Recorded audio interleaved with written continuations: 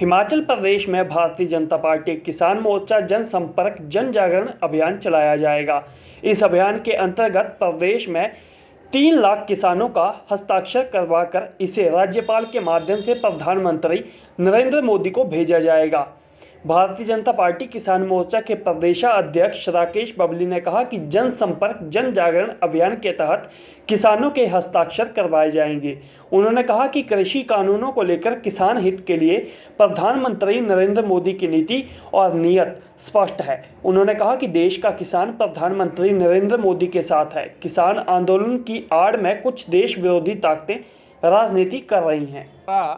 ये जो देश के अंदर किसान आंदोलन चला है, इसमें उनकी 2 सबसे बड़ी मांगें थी। एमएसपी जारी रहना चाहिए और मंडियों में कोई परिवर्तन ना हो। तो देश के कृषि मंत्री और माननीय प्रधानमंत्री जी ने भी अपना बयान जारी कर दिया कि हम उनकी दोनों मांगें, किसानों की मांगों को मानने के लिए तैयार हैं, लिखित रूप में देंगे। और भी जो किसानों के विकास के लिए मुद्दे हैं, उसमें हम इन बिल के अंदर संशोधन करेंगे। अभी बहुत से किसान संगठन मान गए हैं और मुझे लगता है कि जल्दी ये सारा आंदोलन समापन की ओर होगा।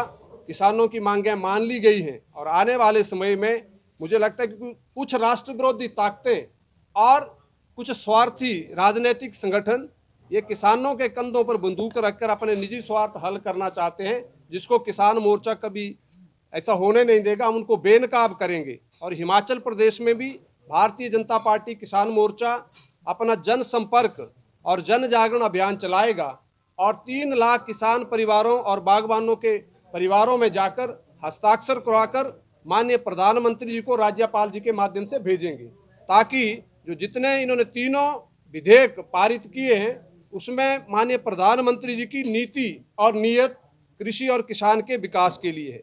उन्होंने 2015 में घोषणा की थी कि 2022 तक इस देश के किसान की आय दुगनी करेंगे और जो समस्याएं हैं उन सबको परिवर्तन करते हुए चाहे संशोधन करना पड़े। ऐसे बहुत से ऐतिहासिक फैसले आज़ादी के बाद किसी ने नहीं लिए।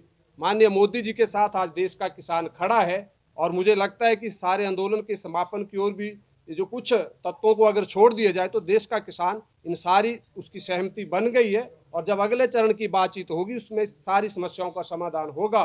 और 2022 तक जो प्रधानमंत्री ने कहा है कि हम किसान की आय दुगनी होंगे, उस दिशा में ये प्रयास है। इसलिए तीनों विधेयक जो कृषि सुधार विधेयक 2020 उस दिशा में लिया गया ऐतिहासिक कदम है।